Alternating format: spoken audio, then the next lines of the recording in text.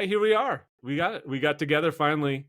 I'm excited to have two of my very good friends. Yeah, very good friends. Let's just say very good friends. Who actually were pivotal or to blame in whatever way of me getting into teaching and staying in teaching. So we have Elizabeth Canada, who is somewhere in New England. We don't even get specific. We'll just say it's a new area. It's like England, only newer. And then Micah Sturr, who is in the greater Arvada area. It is greater. um, and both were educators. I'll have each of you kind of tell us what you're doing now, but let me explain how I know them. Many years ago, 2008 to be specific, I decided to try teaching and applied to a bunch of places. Only got one call for an interview and went in and interviewed at this, what I didn't even think was a school, because when I walked in, I thought, but this isn't where the school is. Like, where's the school? And it was some sort of bizarre building that kind of looked like a dorm, but I couldn't quite figure it out. And these two were part of the hiring committee and asked me some really intense questions, which we'll get to here in a bit. And I started teaching there. So we taught at this charter high school in Denver. Don't look for it anymore because it doesn't exist. Doesn't exist anymore. Yeah, I went just Canada. I guess my entire time living in Colorado, I was essentially Canada. So I go by Liz now to the folks who are in New Hampshire with me. Oh, New Hampshire. I knew it was New Hampshire specifically. Yeah, I had joined the school in 2006. I left education a few years ago, and Mike and I both joined same day. We were two of the group of 20 new people who joined that year in year 3 at that school. And I was whoa. But how many? 20 new people, but how many were total were there at? Because when I was there, the last year I was there, I think there were 15 teachers. It was a small school. At some point, I don't know when I started, there was about 400 students that were at the school, and it's an early college, so a specific group. And then it whittled down. In the year I left, it was down to about 200 or 180 maybe. And I know the last year that it was in existence, there were 6. So, or 6 or 8, or less than 10. Right. When you can show how many students on your hands, that tells you that the school has whittled down quite a bit. But anyway, sorry. So how many teachers or how many staff people were there at that time then? There were a lot of administrators back then. When we joined, there were quite a few administrators. It was pre-2008. I think there was a lot more money happening for public education and schools back then. And it was a new school, so we started in the 3rd year of the school's operation. And, I think for charter schools, there's a lot of money that happens at the beginning of a charter school's existence, and it sort of goes away after a while. And I think, and Micah, you might remember differently. I remember there being a whole lot of administrators in the building. And almost none of whom knew how to administrate, who knew anything about schools, right? So there were all these people who had never been in schools or never been teachers or never been administration before. They were disrupting or something. And the teachers who joined, a lot of them had never been teachers before and had no background in how to teach. So we joined, and I remember the first activity that we did on sort of orientation day, teacher professional development day. The principal at that time said, I want you to line up for when you joined the school. Like, you're going to put yourselves in order of when you joined the school. And that's when it occurred, I think, to all of us of like, oh, I joined a week ago. You joined 8 days ago. You joined 2 weeks ago. And so that was very awkward and probably a flag for some folks. Maybe not me, but it was definitely a flag for some other individuals when they realized how many people were new during that school year. Yeah, because we lost several of them before November, right? We probably lost half a dozen. We lost one after the first day. The first day happened, and one teacher resigned at the end of the day. Which is so my interview. And so in beginning of July of 2008, one of your questions was, how long do you plan to stay here? Because a lot of adults have quit on these kids. That's a genuine concern. And he said some of the teachers who've come in have stayed only a year. Some have only stayed a semester. And we had one person quit after the first day or during the first week. And so I'm just trying to settle in my head that I've been trying to do stand-up for 15 years or 10, 12 years at that point. And I'm now, okay, take a deep breath. You're just going to have to get a day job just to kind of pay some bills, because this is not going, you're not getting the talk show as fast as you'd like. And so I'm dealing with all that. And then to be asked that question and try to be honest to say 20 years. I see myself as a 20. I mean, I didn't have any, I didn't know. I thought, well, I can do the first year, I think. And unless this is horrible, but I didn't even know. Yeah, 20 weeks was the right answer, right? If you can have 20 weeks, we felt like we could get you. I can get to Christmas break. That's what I figured. And then the second question to follow that was, then Micah, you asked if you get a sitcom deal in the next month, you're going to quit, which is such a hilarious question. I've never gotten that. Thank you. Thank you. You answered it correctly. I remember you answered it correctly, which was, well, it's my dream, so I would go. And we were both like, good, that's the right answer. That's exactly what you should do. Because in my head, I thought, I don't think there's a chance I'm getting a sitcom in the next month. So I probably can answer however I want. And they may not understand how sitcoms are handed out because we're in Denver in a charter school. I don't think there's an agent walking through going, well, maybe this teacher would be a good, but it was. Oh, I had gone online and seen your prom date joke. I know. I figured it was a done deal. You had questions about my jokes. It was the first time I had to go, oh, I should have thought ahead 10 years of what jokes I shouldn't do in case I'm in charge of young people. What's funny is I knew we kind of asked that and whatever. You can tell the prom date joke if you want. I'm not telling it, but you answered it professionally and you're put together, whatever. And then we're in the hall, right? We're leaving and we're like, hey, we'll call you. We'll do all those things. And you very earnestly were like, but was it funny? And I was like, I like this guy. Okay, that's also the right answer. Yeah, there is a part of me that says all other things, but is it funny? If you can get that part, you can probably insult me in all other ways, and I'll probably be okay. I'll just go, well, yeah, but they thought it was funny though. That part's at least happened. And Micah, then I'll let you talk a little bit about how you came to that school, and because this was not your first career choice or career path initially either. How did you come to that school? Sure. So I was a newspaper reporter before that, which I loved doing. It was great. So teaching was a step up in pay. Yeah, I know. I doubled my salary. So yeah, and I just kind of saw the writing on the wall with it, and kind of what I wanted to be as a journalist wasn't going to exist anymore. Like, I like community newspapers. I like sort of being this community institution of people who trusted you and whatever. And that I knew that was going to be gone. So I was teaching because journalists got paid so little. I was teaching at a community college where I lived as well. And so I'm from Denver area. And so when I saw that they were hiring and if you had community college experience that they would consider you for the high school, I was like, well, that's a great opportunity. I taught in Peace Corps as well. So I'd been in a high school classroom a little bit, and so I just kind of applied and I think like Elizabeth, I assumed in the best, I assumed that education works. I assumed that people running a school would know how to run a school or know what to do or have whatever. And I think I was 29 when I applied, 30 when I started. So maybe a little naive, but so then as soon as I showed up, I was just like, and maybe arrogance too. I knew right away, I was like, I know more about education than most of these people running the school. And I've never taught in an American public high school, right? Yeah. But just the basics of maybe that's a bad idea, right?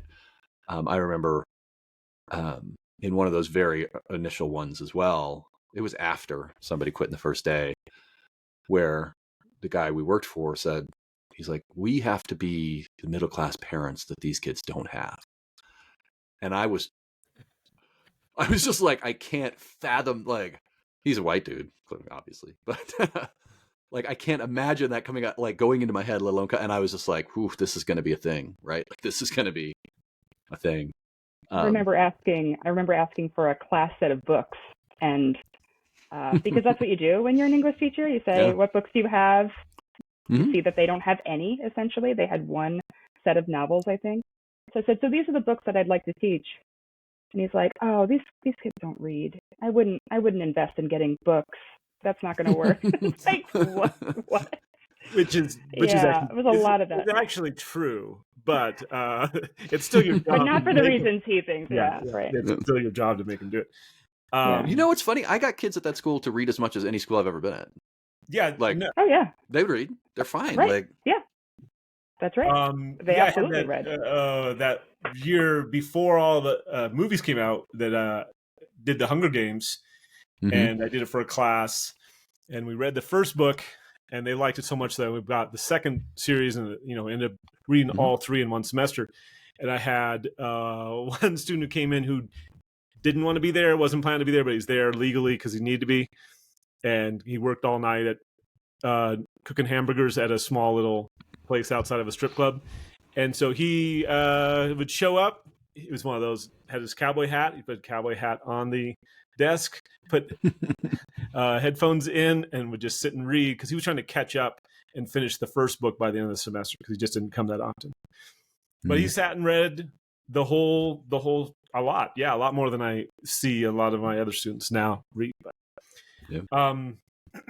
So Liz Canada, you came, were you planning to teach high school, or you were going to do college? Wasn't the plan kind of do that?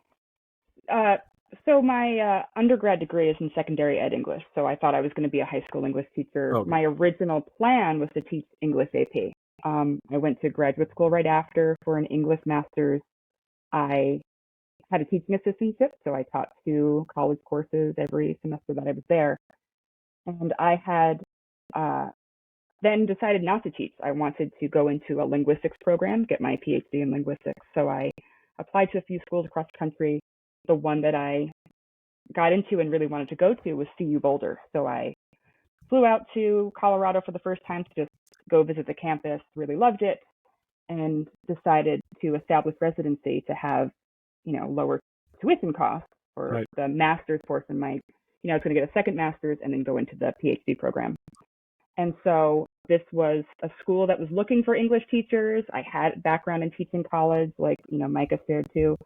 And I had been trained in teaching, and I knew nothing about what a charter school was. Like, that meant nothing to me, like the concept of a charter school. I just knew that it was a teaching job that I could take for a year to establish residency in Colorado to then go into that program. Well, after that second interview, you could. Yeah, I flew out from New Jersey for my first set of, the panel interview where you had there was 2 English teachers and I think, at least 1 administrator in the room for that interview. So I had flown out to Colorado to have that interview. And then I'm back for like a week in New Jersey because that's where I grew up. And I get a call from the front office person who's like, you have a second interview. We need you to come back. And I was like, you need me to fly back to Colorado? And they were like, yeah, you need to. That's what I heard. They want to interview you, so you've got to fly back. So I scramble to get another plane ticket to fly back out to Colorado. And the principal's like, oh, I didn't know you were from New Jersey. Oh, why did you fly back here? I guess I have to offer you the job. It's like, oh. And that's how I landed this teaching gig. And I was there for 7 years.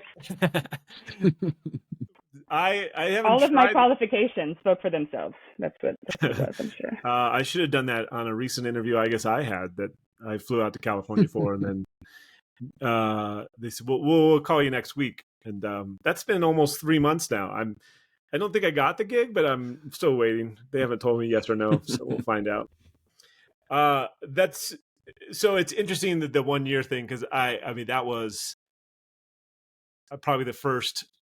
Well, I don't know. Maybe every year has always been okay. I can do it 1 more year. I know I can do one more year. I can do one. Mhm. And there are obviously teachers who go in and say, this is my life. I'm going to do this. They know it from the beginning. But that's kind of maybe part of what connects us in some ways was this was not plan A. And then you get in and there's certain things that keep you there and whatever it is. And I will say, and I know this for all three of us, that this is a crazy school and it does not represent most schools I've been a part of that we worked at. In all ways, it's whatever, but the kids, the students we loved, loved, and I still love. And I'm sure each of you have ones that you are still in touch with. This was many years ago, and they have kids and they have They're families, 30. and yeah, it's crazy We've to see gone to those. their weddings. We've gone, it's really It's wonderful. bizarre to see they have all the lives I don't have, is what they have. But like a family. Hang on, let me just back this truck up here right outside my door. I may have to close the window in a bit if it gets too bad. But anyway, so talk about what. Well, we can talk about all the things, but what was it that kept you there, even though underfunded? It's not a real building. It was on a campus that we weren't sure if it was actually a front for some sort of mafia thing. Classrooms leaked and the bathrooms were bad. It was small. There was not really anything. I mean, the ragtag group of people that work there, some were very qualified and some were so underqualified you can't believe they had a position anywhere. And not every day, there's a lot of fights. There's a few incidents here and there that were pretty violent and whatever. But for some reason, all of us had this love for them. And what was it that for you, each of you, that kept you there and wanted you to stay there and work hard? Go ahead. I decided in October. I decided in October to stay past what was going to be my 1 year, term at the school. The first semester was really, really hard. Like I don't even know that I would be able to articulate it in terms of how absolutely challenging that first semester was. I was given no guidance in terms of what I should be teaching. There was no curriculum from the guy who had quit from the year before. Like, it was incredibly difficult to jump into this school that was incredibly chaotic. Like I'm sure the students felt it, but I certainly felt it as an adult of how chaotic it absolutely was. I remember we had a meeting maybe the first or second week with just the new staff, and whoever was leading the meeting was like, looked at Micah and was like, so how are you doing? And he's like, I'm just barely keeping my head above water, just barely. And I'm like, this guy gets it. Yeah, that's how I feel too. I still feel that way. But the students, I had a first period class and they just pushed me as hard as they could to try to see if they could get me to quit. They were doing it to other teachers, and it was a pressure test, right? Like, a whole bunch of people have left us. Who's this white lady from New Jersey? Let's see what happens. And so they pushed me really hard my first semester. And then I had other classes and those were older students, that first period class, who had been there since the founding of the school. And another educator said, well, this is really their school, not yours. Like, you're new. They've been here. So a lot of supportive people in the building to get us new folks ready. But I also had at least one class that was just mostly freshmen. And so they were new too. And I felt very connected to them. And I had a really good experience later on in the school day versus early on. And it was around October where I remember calling my cousin and being like, I don't think I'm going to go to my linguistics program. Like, I feel I can't be one of these people who just leaves. Like, that's terrible. Like, I don't want to leave them to their third or fourth English teacher in their third year. Like, that wouldn't be right. And I feel like I should stay. And at some point in that first year too, an administrator who I do respect, and I think, she cared about us, overall. She was like, you should leave after 2 years. You know too much about how to teach already. You are at your max ability to learn at this school. So you should leave after 2 years and go to a school that is more established so that you can learn from older educators. And I think about that a lot when I think about the school, of what would have changed in my sort of trajectory professionally if I had left after 2 years, because humility or whatever, I don't know, but I did know a lot about teaching when I went in, and I did not necessarily feel I had folks who could coach me in a way to bring me to the next level of my teaching. So I always was just as good as I was that first year. I never felt like I got, I never really feel like I progressed significantly to say like, oh, as a first year teacher, I was this, but as a fifth year teacher, I think I was always just like kind of scrambling and, just doing as well as I maybe did my first year, just slightly different. Well, the problem is that was better than everyone else, right? And so when you talk about being pushed or whatever, it was like, oh, well, Canada's the best teacher, so hooray, like we'll go learn from her, which doesn't do you any good, or the kids or anyone else, right? I know I leaned on you a lot because no one else had a clue at all, right? I remember in my second week, the teacher who replaced the person who quit in the first day, she's just like, she's having a terrible time and whatever, same stuff. And she's just like, she comes to ask me for stuff. I was like, well, I don't know. I've only been a teacher for like a couple of weeks. And she's like, oh, I thought you'd been here for years. I thought you were like the guy, like, we are all in deep trouble, right? Because I was literally just making it up. I didn't have a job.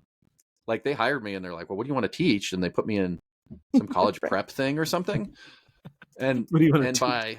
by How like do you November, teach that? How do you teach that? Not well, not very well. By the grace of some amazing kids is how I taught that. Yeah, by like November, they were like, "Oh, you have an undergrad in history? Like you can just teach all the social studies classes?"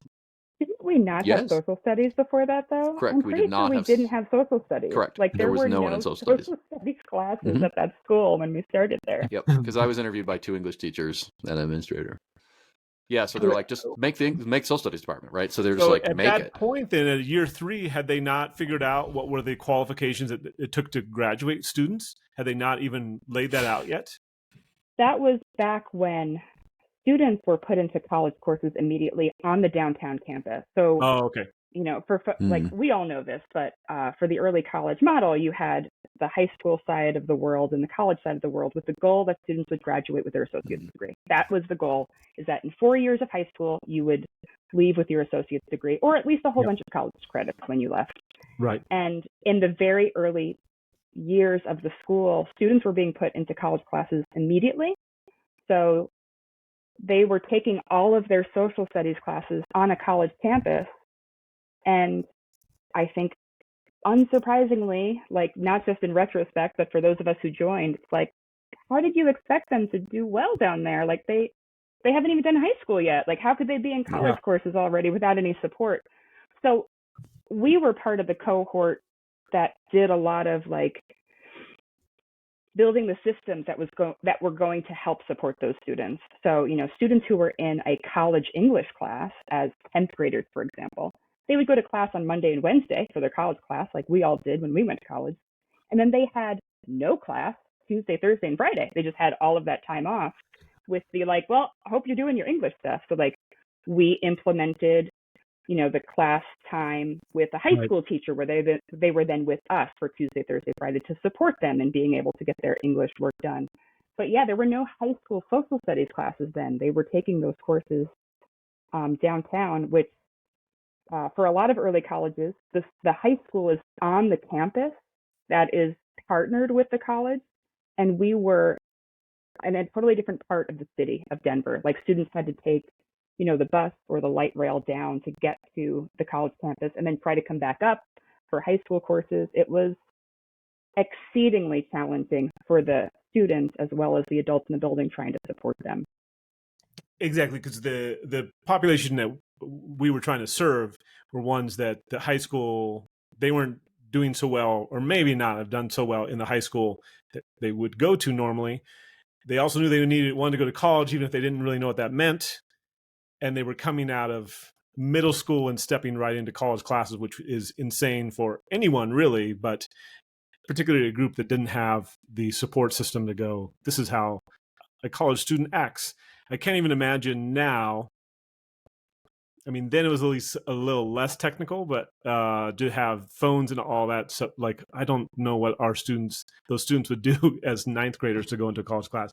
They would never take their headphones off, I'm sure, and various other things that would be so detrimental to learning. But anyway, Yeah, so I come in a couple years after that, so it's kind of established to some degree, but I find out very quickly that this is because I've never taught before, so I'm not really sure what I'm supposed to do. And that was the question I would say is, okay, but what do I do?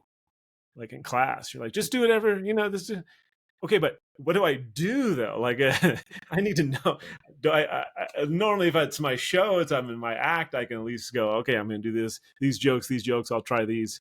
But what do we do? And it was the physical part of, because I had not, gone from, so because at that time, and not anymore, but at that time you could teach at a charter school without a teaching license. So you could just step in if you have a undergrad degree, and you could be a teacher, which is what happened with me. And then it Me too. was a scramble of, although you were very helpful, but you still had to like develop.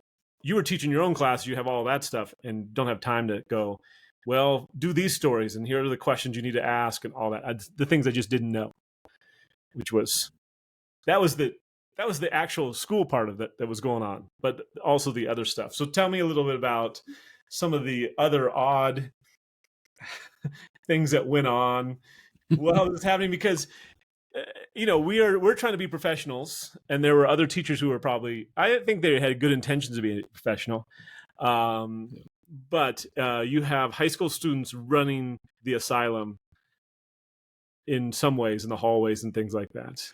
I was always along those lines. Overwhelmingly, the kids were doing the right thing. So when you'd see kids push back, they were usually pushing back on stuff that I found questionable too, right? Like, I never, of all schools I've been at, like, I never took crap at that school. Kids were great. Kids were gracious. Kids were kind. Like, kids never gave me a hard time. I never got F. Like, they never told me to F myself. Like, they were great. I remember once, though. I got that the first semester. Well, be more like me. But I remember once we had across the hall, we had a Spanish teacher who was not a good human. Like, I'll say it, not a good guy. Kids knew something was wrong. Something like didn't like him. And so he wouldn't teach. He would just play that Farmville game, that Farmville Facebook game where you had like, I don't know, sheep and stuff. And so, he's always fighting with sheep. You just pick sheep for. Okay, keep going. Well, the sheep are relevant to the story. Okay. So I'm in class, and all of a sudden I hear like this chaos, right? Screaming and going. I was like, oh, that's bad, right? So I go over there, and he's a little guy, right? He's standing in front of class, screaming at a kid whom we all love, who's sitting at his desk, like leaned back, feet up, with just the shit-eating grin, right? And he's yelling at him. He's gonna do whatever. I was like, whoa, like, you gotta, I get it. You're mad. Like, let's de-escalate this or whatever. And I was like, what's the problem? Well, what happened? And the kid whom we all love looks at me. He's like, sold all his sheep. so the teacher was furious. He's like, I spent months. Like, he's just so mad that like all of his work days were now gone. And the kids basically just set him up, right? They had one kid that like pulled him away from the desk. The other kid who we all love, like, pulled him away from to get him. And then the other kid sold every single thing in his Farmville and destroyed his Farmville.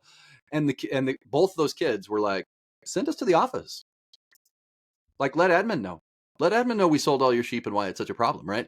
Yeah. And I was like, these kids are brilliant. Like, that is absolutely right. Like, that's the kind of disobedience you have to have when like this guy doesn't teach and this guy's like taking something from us. Let's just corner him. So stuff like that I just loved. And at that school, they were so good at that stuff. Yes. Yes. And by the way, that student that we love, I should pan over here. I have 2 of his paintings on my wall to my left here. So, and he aren't just nearly as good as the performance art of the sheep. Yeah.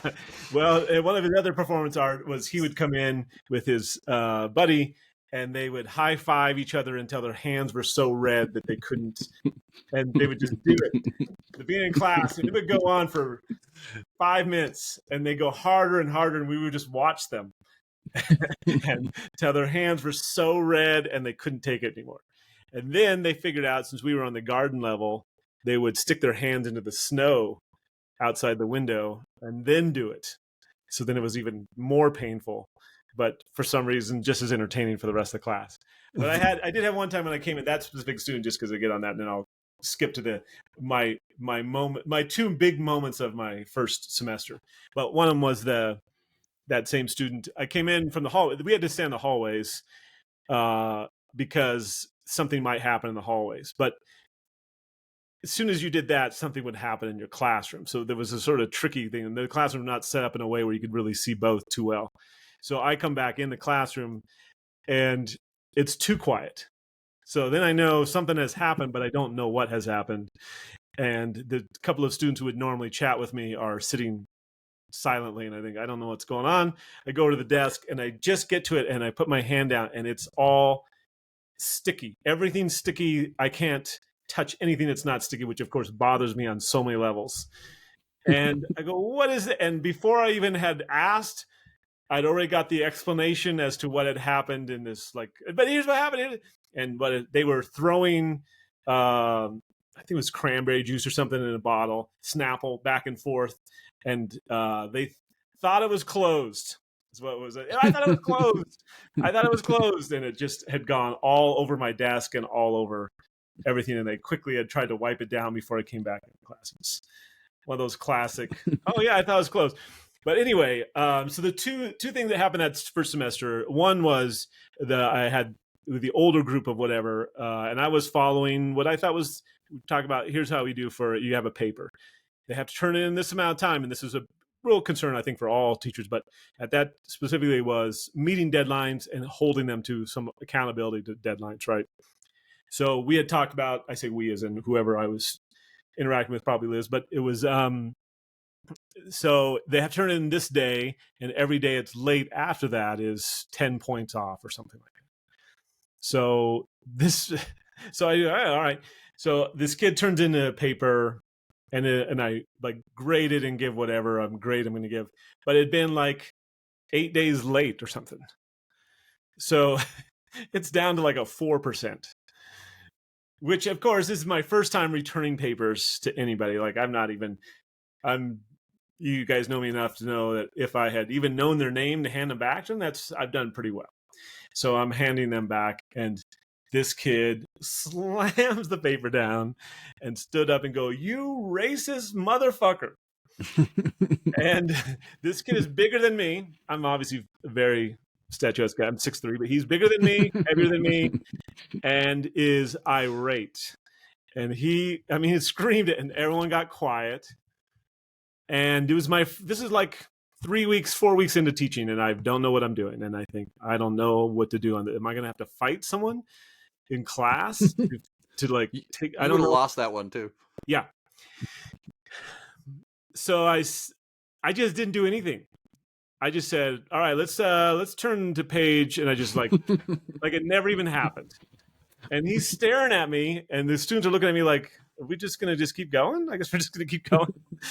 So he takes the paper and like looking at me, does this, walks over to the trash can, stares at me the whole time, and slams it in the trash can and just looks at me. And I go, okay, so if we're on page 53, and if we'll just look at the first paragraph, and I'm just completely just going to go on.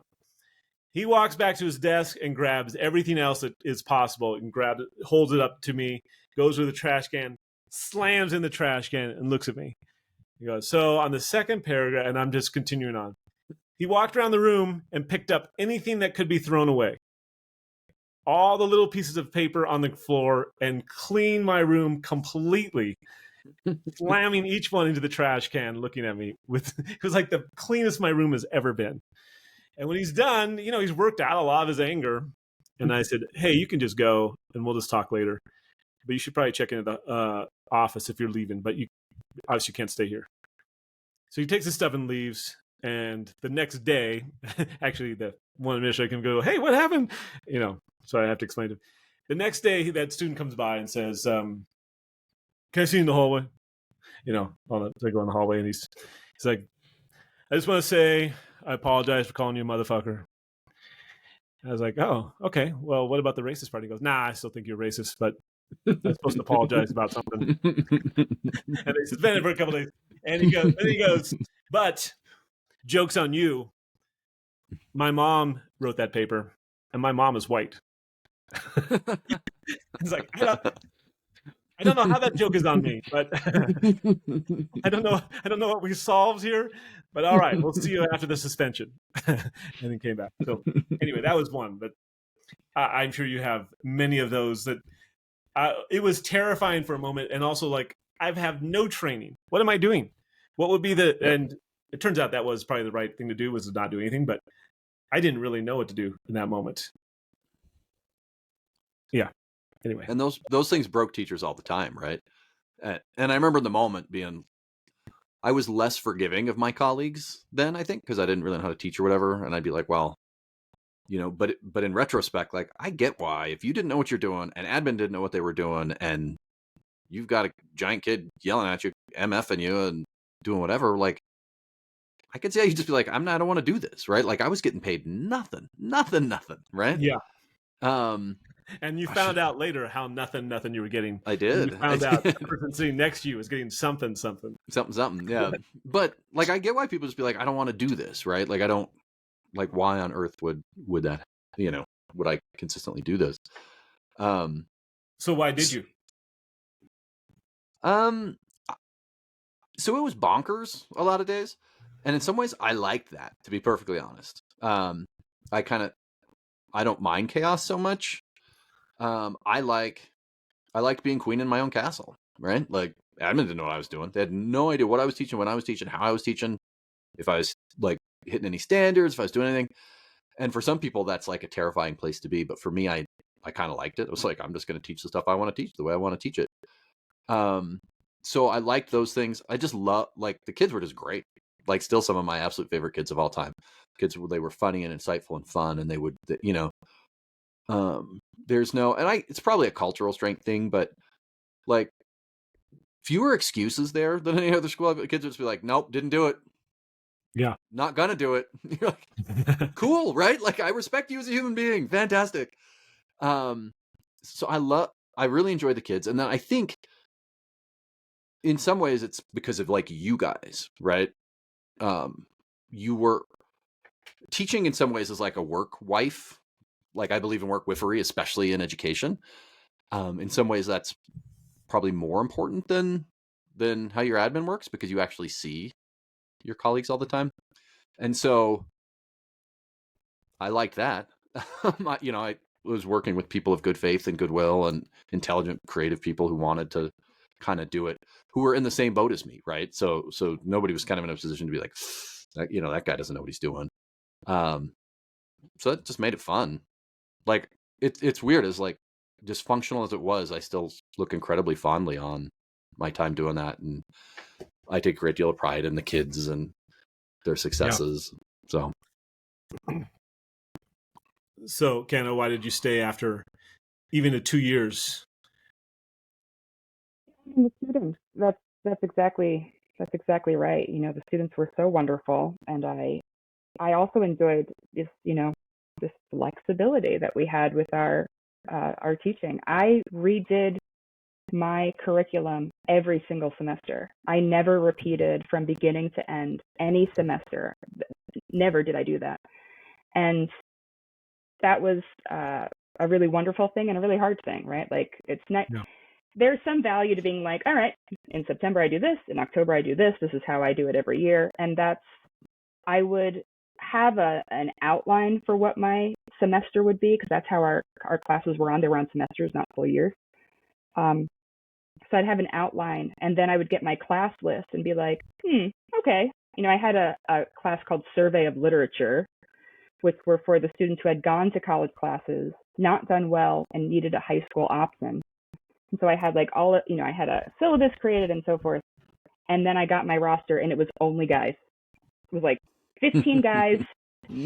That's it. And I was like, all right, well, I'm going to throw everything that I was going to do out, and we're going to just bro it up with our books, and that's how we're going to do it. And they read everything. Like, they were completely engrossed in it. And I liked that I didn't have to do exactly the specific curriculum every single time. I really did get to teach what I wanted. I always tried to keep it with I always kept in mind, like, when they're done with my class, because I taught what was called English 090, which means nothing, but it's the last class you take before you go into college, the college level class.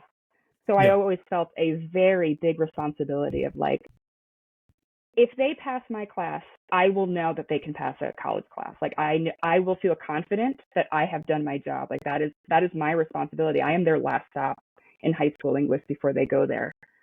So I always kept that sort of at the forefront of my mind versus I think at traditional schools, you have like this specific standard and this order and so forth. It was always like, when they are done with my class, they need to walk into a college class and be ready. They have to just be ready. And I feel like for the most part, I maintained that. But the students were wonderful. They were funny. They were weird. They were, our school, we're talking about all of these terrible and very stressful, chaotic times, but our school was incredibly friendly for LGBTQ students, like more so than, like, it boggled my mind. So I'm a queer person. When I first started at the school, I was wearing dresses and had long hair because I was trying to pretend to be a straight person because it was 2006. I never saw that person. You never saw that person. I had cut my hair off by then. I have not. I don't remember that person either. Right.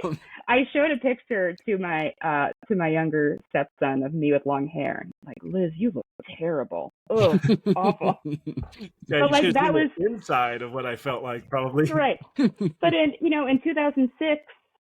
Anywhere, it was, I wasn't sure how it would be to be an out gay educator. I didn't know how that was going to be handled. And then we had all these students who were in queer relationships and like open about it and like being super gay. We had 2 trans students who were very openly trans, and the students adored them and took care of them and protected them against like adults who were, not our building adults. I think our building adults were really great for that issue specifically. But like outside college instructors who would come teach at our building, one, Micah, you probably remember this too, but one of the instructors was calling the attendance and wanted to know where the trans student was and was like, she, he, it. And the students like lost their minds. Like, who do you think you are? And like left the class, went to the principal's office and was like, get this person out of here. Like, how dare they say that about this student?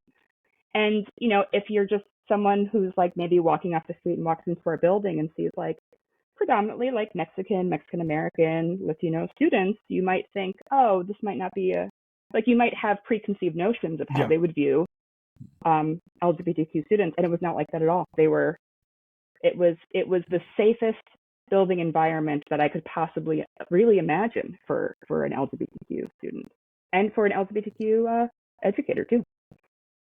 Yeah. I always thought that's because like we can take care of our stuff internally, but like they knew that they're not on top.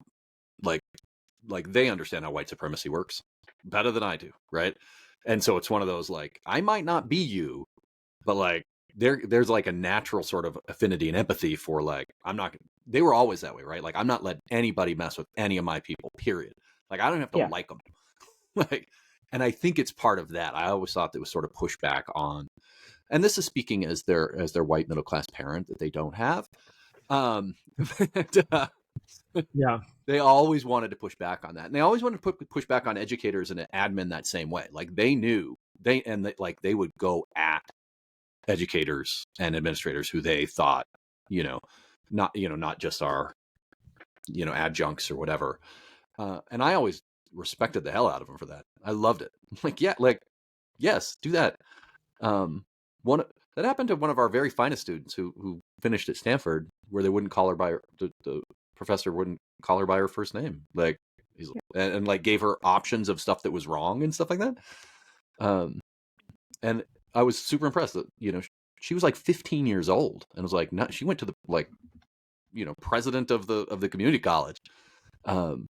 I wouldn't have character like that when I was 15 years old. I don't have character like that now. No, for sure you don't.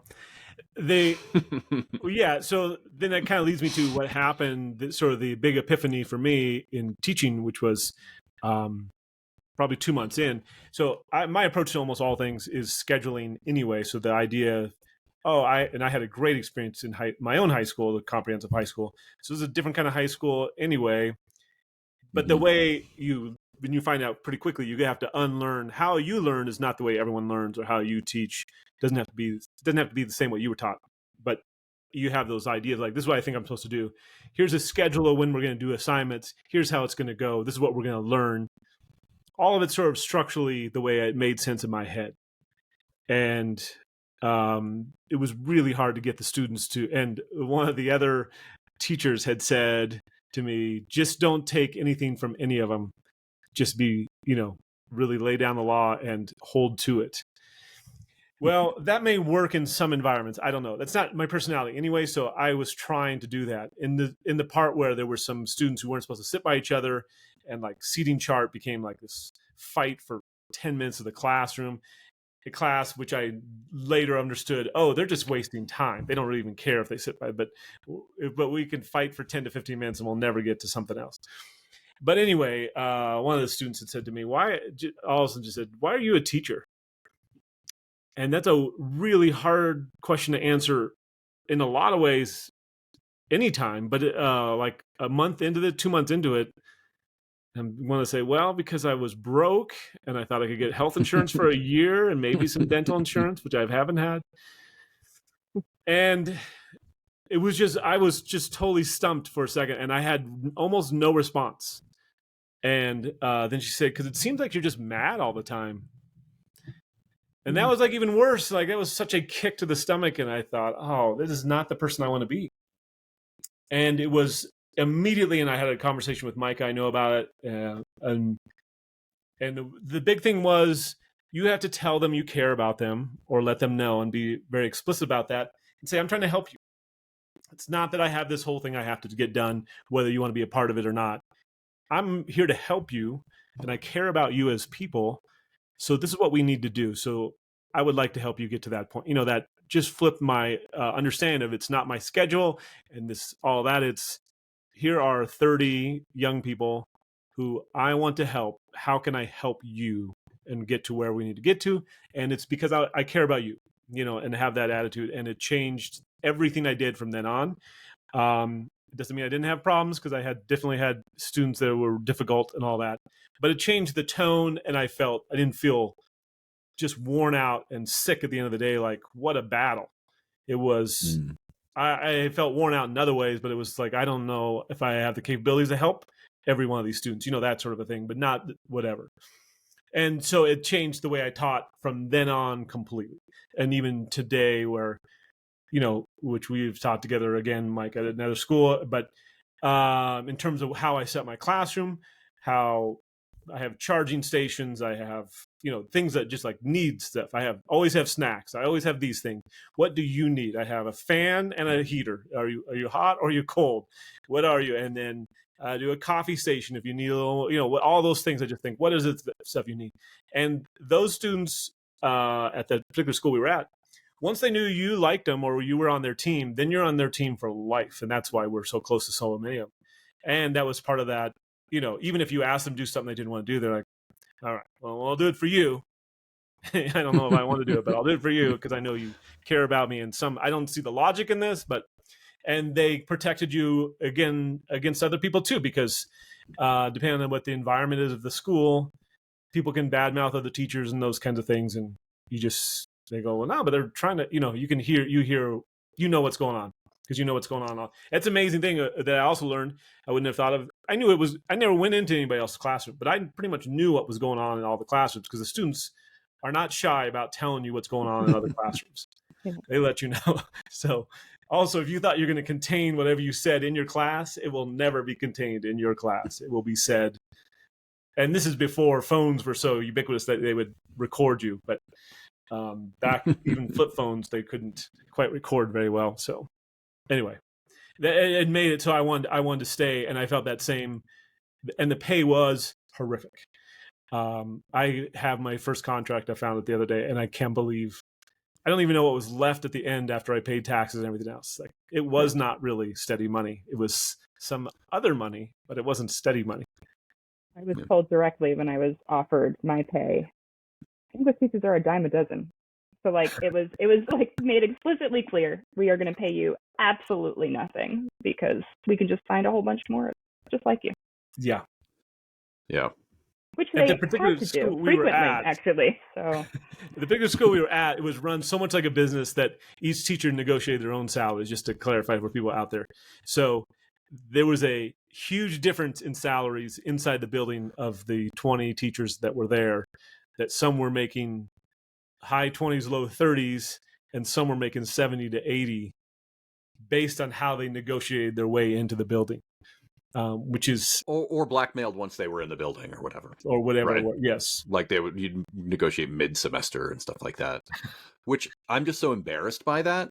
Like, it just is unseemly to me that, like, it was really hard for me to, like, oh, like, I have some leverage now, I'm going to go in there and squeeze out more money. Like, and I think, like, Elizabeth, you said at the beginning that, like, you had no clue what a charter was.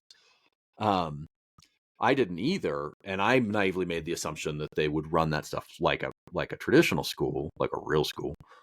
And there would be a schedule and whatever. And so when I go in and I'm at this level and they're like, okay, you got a master's degree, you got like no years of education, you're on, you're here on the schedule. And I didn't even question it, which was naive of me, but it's also one of the many monstrous things about charters, right? Like, you have people who don't know how to run schools, don't know how education works. Like, somehow the free market was going to save us or something, and the school is dead now, right? You know, school's still alive, the traditional one down the street. Like, yeah, there are people who argue about how charters are good, and you could do that. You could find all that stuff. sure. We experienced. we could all do that. negative. All three of us could do that. We could say what was great about charter schools and all of the other components. Sure. Like, I have said this, when I was working in education policy, and people would ask me, "What do you think about charter schools?" It's like, the best person to talk to is somebody who's actually worked at one, because we saw from the inside what was so great about it, and we can read all the research about that and say, sure, those things are true. And also wildly mismanaged, sometimes financially mismanaged. There were so many issues with it that you would not get at a neighborhood school. You just wouldn't have it. And there's no public accountability. Our board is a bunch of friends. The person who's running the school, like, they're not going to hold that person accountable, because it's like the two of you being on the board. You would probably hold me accountable, but for the most part, these are individuals who are just buddies running a school where actual children are impacted by that. And it would haunt me all the time. And this is probably also why I stayed, because I thought I could fix things, right? But it would haunt me, the idea of the school closing. Like, what does it mean that your school doesn't exist anymore? That there's like, it just doesn't exist. You can't go back and see things. You can't. It just doesn't exist anymore. That would haunt me when we worked there. That would eventually happen. Like, you could just tell. It's just a matter of time before our charter is revoked for all these reasons, or we're financially mismanaged to a point that we just can't operate anymore. And that bothered me so much in that current time, and it bothers me still thinking back to it. Yeah, and when I looked at it, or I remember at the time, every semester I was there, someone was let go at the end of the semester. So end of the school year, yes, but someone, and because of money. So that was like part of, beyond all the other things going on, the budget was this looming thing, and it was mismanaged so much that so we're fighting and trying to, like, do what we can for these kids, and somebody somewhere is messing up money stuff, and then they go, well, one of you's got to go. And we had the famous. We're talk about the rose ceremony. We're going to talk about the rose ceremony where we were sitting in our staff meeting. No, but every semester we had someone of us had to be let go. And when you're a small staff, and even a large staff, that someone's going, you find out a month out and go, well, someone's going to have to get cut at the semester. I was there 5 years, so at least 10 times there was a thing where, all right, well, we'll see who gets cut. And remember the year where they let us show up in August and then told the people who didn't have jobs they didn't have jobs? Like, they let everybody show up, and then they're like, now you and you don't actually have jobs. Thank you. Come again. Like, yeah. And the jobs are all gone now. Yeah, exactly. Yep. We're talking about probably the same person, but that person also had everyone clean out and move and do all the work of the classroom at the end of the year, and then told them whether or not they were coming back. So you had to move out of your classroom and not know if you were, and put all your stuff in the hallway. and not know if you were going to come back or not. So you weren't sure if you were packing up to leave or packing up to move to another classroom. And it was a shuffle of the classrooms to give everybody the sense that they were mobile. But that's separate from the time. I'll let one of you tell how you saw that one where. That's you, Liz. That's the rose ceremony, right? Yeah, the go rose ahead. ceremony. It's one of my favorite stories to tell because people are like, what was it like working at that school? I'm like, well, let me give you a little snapshot. So it was the end of the school year, as you know, Chris, you're just saying, and we were in our staff meeting, and our principals like, so we are not fully the end of there was 2 months left. Good clarification. It was approaching the end, which is yeah, but I just mean because the fallout lasted for another 2 months. It wasn't like that day. That's right. Okay, that's continue. true. It was not the last day. It was near the end of the school year, but yes. So we're in our staff meeting and finding out that the budget it's going to be a problem, and so, you know, the principal's like, so I actually I am not going to offer contracts to 2 of you. So I'm going to go back to my office and send an email to those 2 people. And so then you'll know. So when you get back to your classrooms, you can check your email and see if you got a contract. But okay, let me just, and I'm sorry to interrupt your story. Please. But that he was pushed to that point because he said there are 2 people who are not going to get a contract for next year. And someone goes, well, just tell us. He goes, I'm not going to say it in front of everybody. He said, I think that's unprofessional. They go, well, but we're all going to go home this weekend and think it's us. And he goes, well, what do you want me to do? And he said, someone's like, well, just tell those 2 people. And he goes, well, how do I do that in an anonymous way? And it was like, well, you could just send those 2 people an email. And he's like, all right, so you want me to just go to my office and send 2 people an email that they're not coming back? And we're like, yes. Continue. That makes it so much that's so much more upsetting. So I'm glad that you offered that clarification because the only thing that stayed with me is now we're all going to go back to our desks and refresh. Check our email. See if I have an email saying I'm coming back. So I guess it does track that there were adults in the building who were like, this is a better option to do. Yeah, it was my social studies colleague who I still talk to all the time, but was just like livid at the whole situation. Like, you're telling us you're not going to bring people back and you're not going to tell us, you know. And I understand why she was so pissed, but it left the and the idea was that we're all of our weekends are going to be ruined. It should just be 2 people. so let's just get it out. And then, so we did go back to our rooms, and then you had the other part where I'm friends with you guys, and we have colleagues that we are very close with. We're in battle together with, and you think, I don't want it to be them, but I don't want to walk to their classroom and like open the door and have them crying. And so I went to my classroom and I sat there and I looked at the email for a while, and after about 10 minutes, 15 minutes, and finally, I think one of you maybe just opened the door, like someone goes, "Are you?" Like someone, is it? I mean, we haven't heard anything. And I believe this was my first year. This is the end of my first year. That sounds right. I think that's right. So I was enough to where I'm like, if it's me, whatever. I mean, that's the way it goes. I wanted to stay, but I wasn't as, and which is exactly why I stayed, because I was a cheap option to keep. And then when we find out about the 2 people who were not coming back, and the one person was in my department and did not come back at all the rest of the year, to where they had to have a sub every week, every day, trying to find someone to cover the classes, because he's like, well, I'm just not coming back. So we had 2 months. That's why I say that, because it was this 2-month scramble of trying to help another class function, because that teacher's like, I'm out then. If you're not bringing me back, I'm not coming back. Don't blame him either. And not blame him. And then to that, he spoke to me, I don't know, right before, like a week before school. He's like, by the way, I just want to let you know, I don't blame you. And I thought, wait, was I being blamed? I didn't even know. I blamed you. How was I? But to this point, I was being blamed. I had no idea about any of that. I was unaware. I can't for the life of me remember who the second person was. So you guys will have to text me or something. Farmville. Yeah, I think it was the Farmville got it? Oh, yeah. Well, that's good. That was actually a good decision. Yeah, it was and I understand the other reason for the other one too, probably, but I mean, just for like administrative stuff, I understand why you do that. But whatever. not a good Yeah, it was awful. But he actually taught. I know. That's the difference. He actually attempted to do his job. Right? Yeah, one was not probably a good teacher. The other one was a budget thing, like it just made sense money wise, kind of a thing. But decisions that were not made with when you don't have a union and you don't have any sort of normal way of functioning. You do things for bizarre reasons, and some of them check out, and some you might just get lucky and get them right.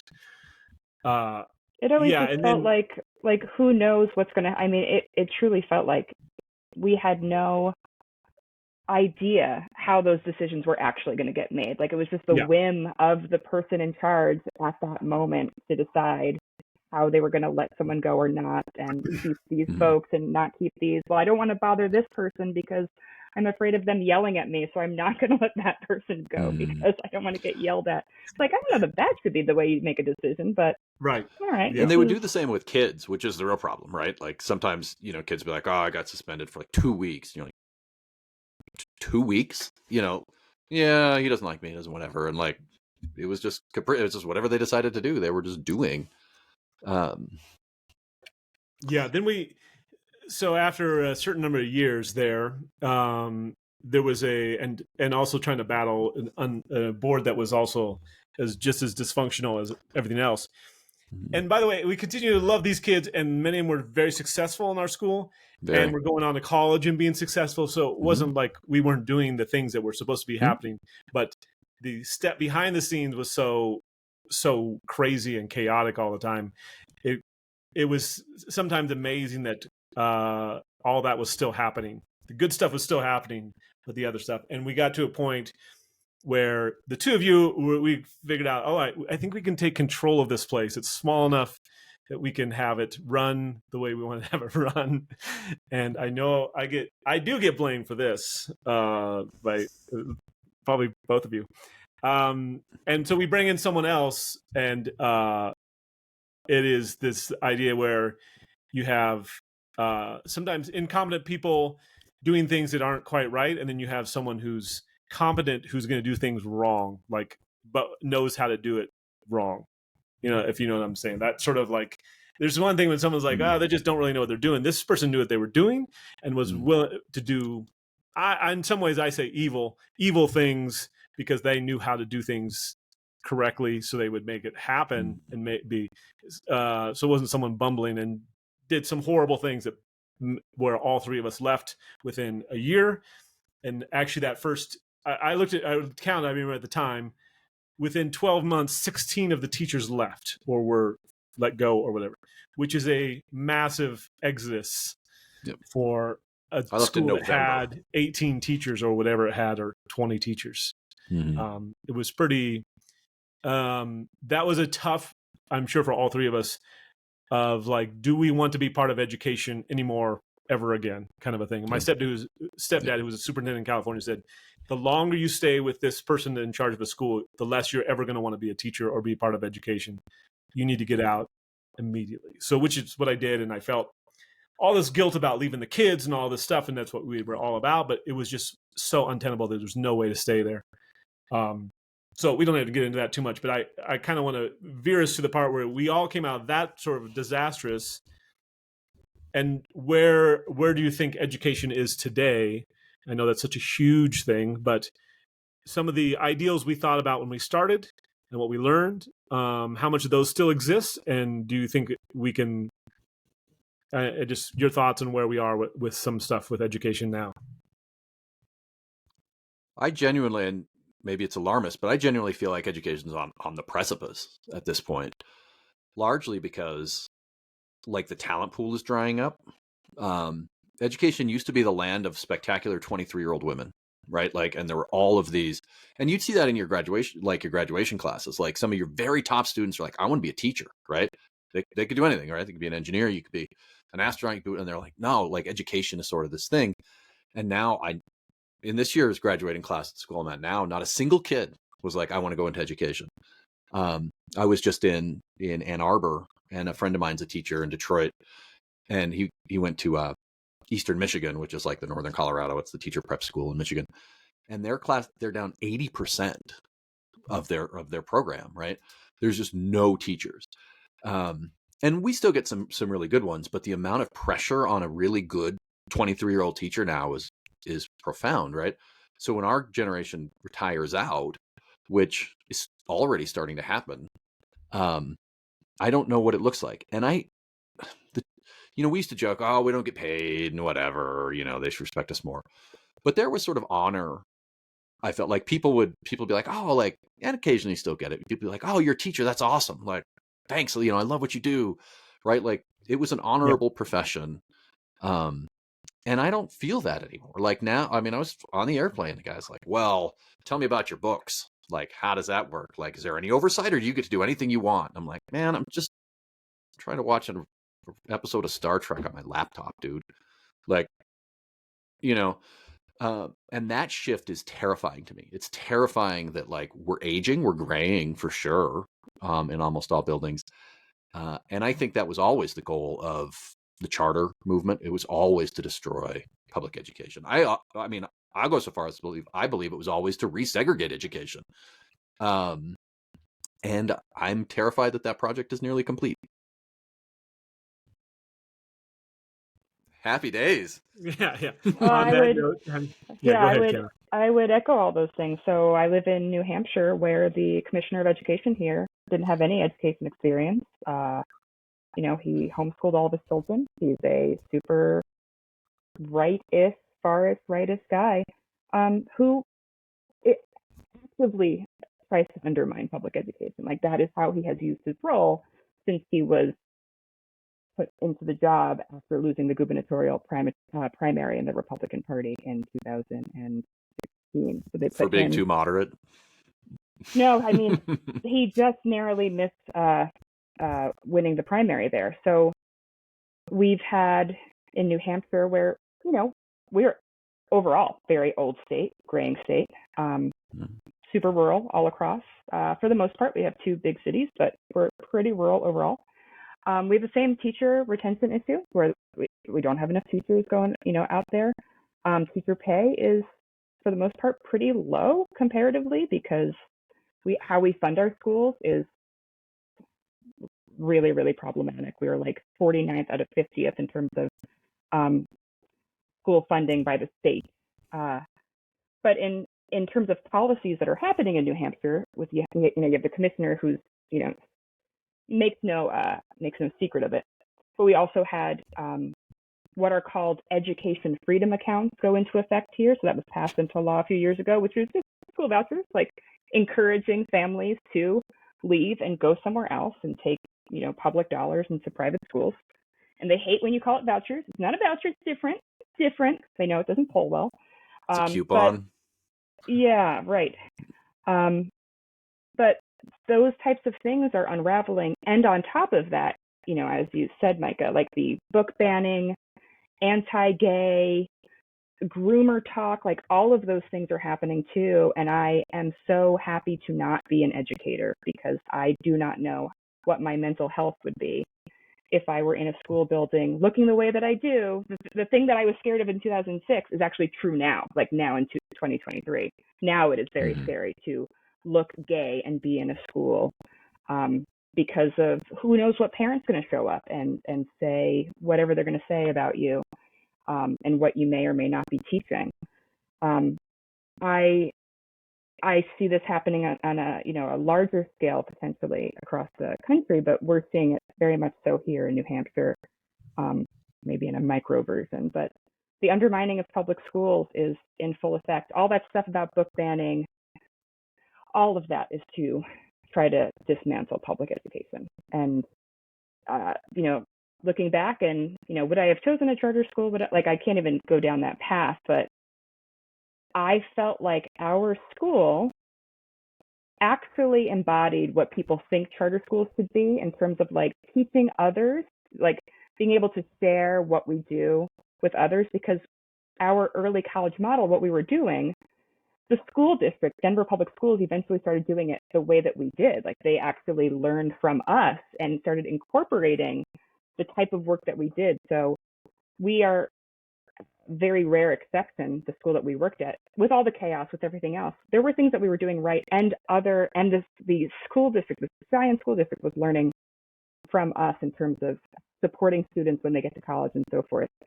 But I'm also worried about what public education will look like. Teachers don't want to go into the profession, go to school board meetings. People are being screamed at by people, by Yeah. parents, by community members. My taxpayer dollars pay your salary. Like, it is a completely different world than it was before 2020, before COVID, masks, closing buildings, Yeah. anti-LGBTQ.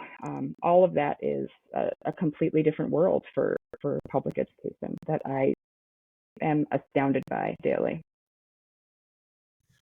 Yeah, we've talked about that, us at a luncheon sort of thing, when I've talked about when I used to say I was a teacher on stage, people used to applaud, and now it doesn't happen at all. It's just quiet, and it's a weird moment. Maybe that's because you're less funny, Chris. Maybe that's the issue. But that's the only thing I care about, Micah. So that's what you've gone for. But that, yes. So that, but also interesting that there was, I don't know how long there was, maybe 90 days, where everyone, as soon as the lockdown happened, that to be able to go, teachers are amazing. And there was this love for teachers. And I wonder if that hadn't happened, the love part so much, there wouldn't have been such a quick try to take the knees out of educators. Because it was people who, it's that pendulum of, that's a group we don't want to get some power. We better make an effort to knock that thing down quickly. Because we'll never know, but it was just like this moment. There was about 2 months there where people can't believe how amazing teachers are, and the backlash after that was so fast and so harsh. Yeah. And now you're painted into this corner of what they think is going on, which it's amazing how much interest people have about books and what is being read. And we're like, for years and years, we couldn't get people to read, and they said no one was reading. And now you think that even if the book is in the building, that they're being influenced by it, and yet we couldn't even get them to read past page 2 before, and now all of a sudden and often the students who are there talk about, I kind of know those general students. None of them have read any of the books that I've assigned, so I'm not sure that how much effect that was going to have. But okay, they're all great books. It's not even like that anyway. But I would like to leave some positivity. So do you think not that something that will, but what are some things that could happen that could help stem the tide a little bit, or maybe some way to think about going forward? What are ways? What do you think? Do we have ideas? Well, I tend to hold out hope generally with this belief that eventually that dam has to burst, right? Like, can this fanatical minority really hold back a steady majority, right? Because overwhelmingly, your kids are fine. Even my conservative, my traditionally conservative families, they're great.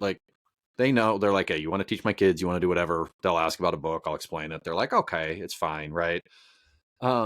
So I hold out hope that the majority of Americans, and I know the majority of the families in my school, are reasonable people who understand the importance of education, and they know, as political as you are, the people who love your kids. I have kids, and that's my only criteria. Do you love my kid, and are you going to teach them as well as you can teach them? And I think people see that and understand that, and eventually it feels like that it has to break at some point. There's no plans, there's no policy plans, there's no understanding of the system. So they're only sustained by sort of fury and anger and at some point your kids are just gonna be like, I don't care if I got to sit in class next to a Mexican. It's fine with me, right? They've wronged me in no way. And I actually believe that'll happen both in education and in the country. I think at some point the whole thing has just lost its momentum, because you're not going to meet a trans person because you don't want to, right? Or you're not going to know. One of the two things is going to happen. And so at some point that's got to peter out, right? At some point you can't, it's hard to sustain things on hate and anger. So it's easy to get you to this high level doing that, but I think long term, I don't expect that to happen. So I do think, I hope, and you also see we're more unionized than we were. which I think is good. Like a lot of educators have been like, oh crap, like if we don't have solidarity, we got nothing. So I think like those things will continue to help education. And ultimately, like the hope in education is always the same, and it's that the kids are great and the kids are going to grow up and they're going to be great when they grow up, right? I've said for years, like we got to just turn this whole thing over to millennials and Gen Z and we'll be fine. So anyway, those are places my hope lies. Canna, do we have hope? Do you have hope? Do I have hope? Overall, I have hope. I do. So two things. One, we live in a seacoast town in New Hampshire. It's a more blue than anything in terms of democratic and more liberal, whatever you want to say about it in terms of compared to the rest of the state.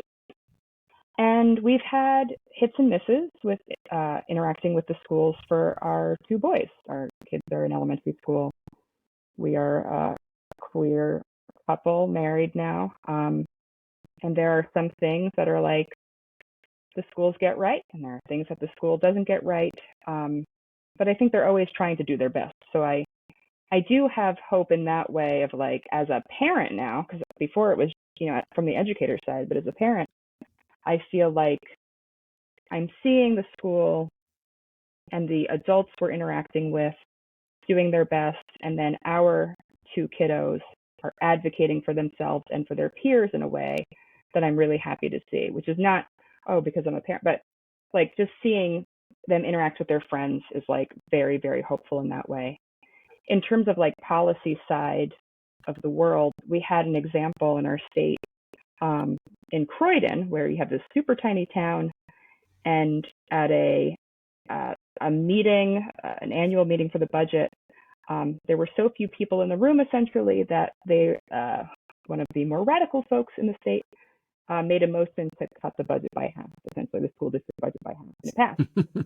And the community, through organizing and so forth, jumped in right away to try to fix this, and went through all of the procedures and ways to be able to bring it back, because you can only bring it back for a vote if you did X, Y, and Z. And they were able to undo that through community organizing and by making calls to their neighbors, talking to them on their front at their front doors and so forth, and just talking to them about like, what is the value of our public education? What is the value of sending our students to school and having resources for them when they get there? And that gave a lot of hope too, to see that could be undone, that kind of undermining, like very direct undermining, could be reversed so quickly, and not immediately, but before the impact had gone in. So I think as more community members and families and so forth see this push against public education, I think there's going to be a push right back from that direction. And I think we see that in the small scale, and I am hopeful that will continue on a larger scale as well.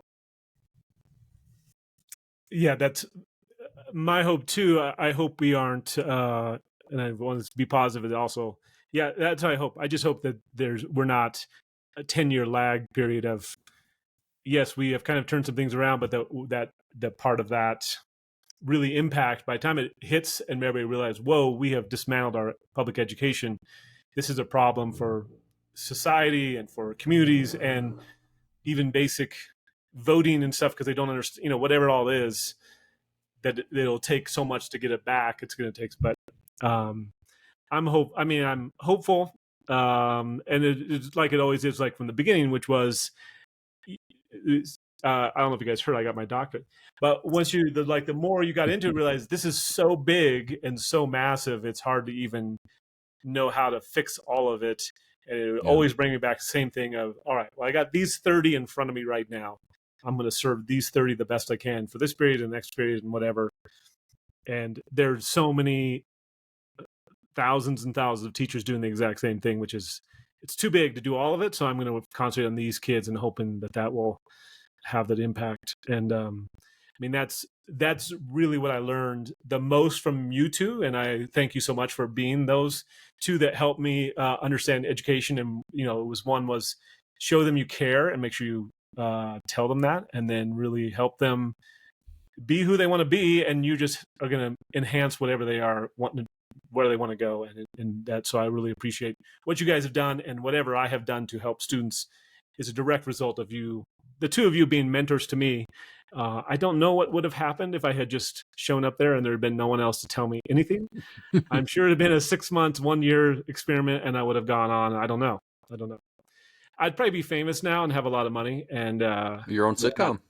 my own sitcom, and we'd be on a beach somewhere. But so thank you for allowing me to have the small house I have in North Denver, live alone with my cat. It's been a wonderful, wonderful ride. So I'm going to try to wrap it up because we're almost at 90 minutes of talking, and I know we could talk long, but thank you for both of you taking the time to talk to me. And again, thank you for being my friends and being great mentors to me, and for caring about students and caring about schools and caring about kids. I know there are a lot out there. We just don't hear from them that often. Thank you. Yeah. All right. That is it for now, and we'll see you next time.